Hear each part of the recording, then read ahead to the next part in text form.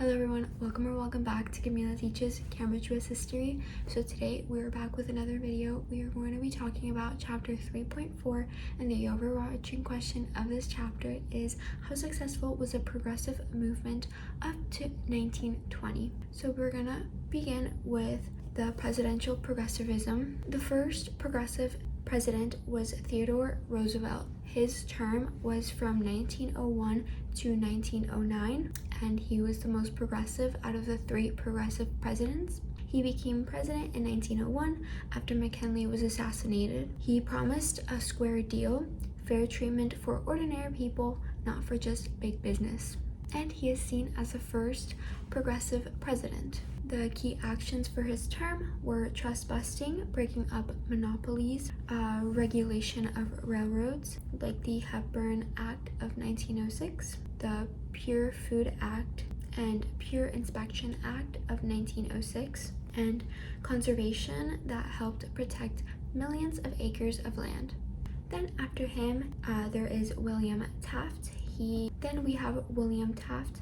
He served from 1909 to 1913. He was somewhat progressive but lost support through time. He was actually handpicked by Roosevelt himself to continue his work and actually filed more antitrust suits than Roosevelt.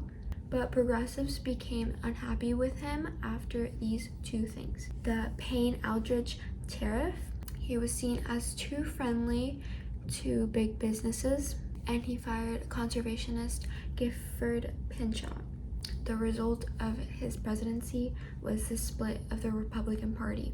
Then the 1912 election was a major turning point in the progressivism of presidents.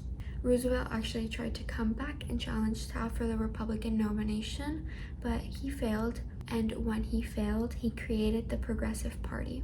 This split the party vote, and in return, Woodrow Wilson, he was a Democrat, won the election even though he did not get the majority of the popular vote.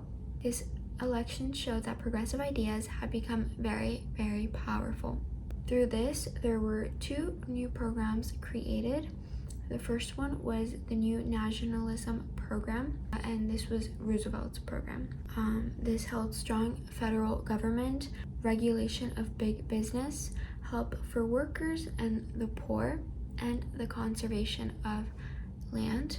Then we have the New Freedom Program, which was Wilson's program.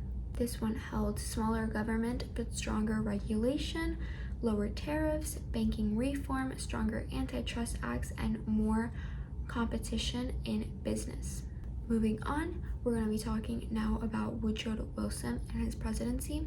So his term was from 1913 to 1921. He was actually the World War I president for the United States. He pushed a lot of progressive laws in his first term. We spoke about this last video, but he did constitutional reforms of the 16th, 17th, 18th, and 19th amendments. These four amendments are the progressive amendments, and these are major successes that are still in effect in America today. Then we had a lot of progressive reform at local level. In cities, the reform was that the commission system or city manager system was sent to reduce corruption by political bosses. And there was a lot of progressivism in states. I state here like the progressivism things that were happening, and Wisconsin was actually the model state at that time. Then when we entered the World War, many progressive reforms slowed down significantly because we shifted our view to the World War, and the war efforts required cooperation with big business, and this unfortunately limited how progressivism could go. There were successes and limitations. Some of the successes were the major constitutional changes, conservation achievements, women's gained rights, and better protection for consumers, but I also leave some extra ones there. And some limitations were big businesses were remaining to be powerful. Not all states adopted the changes equally, and child labor laws were struck down by the Supreme Court. But again, there's a lot of other limitations that I also state right over here. And that's pretty much it for today's video. This is the timeline of everything I spoke about. And yeah, thank you so much for sticking with me on this long journey of all the chapters and all the subsections. Thank you so much for watching. If you enjoyed, please like, subscribe, and hit post notifications so you guys never miss a video. Have a wonderful day, everyone. Don't forget to smile, and we'll pass together. Bye, guys.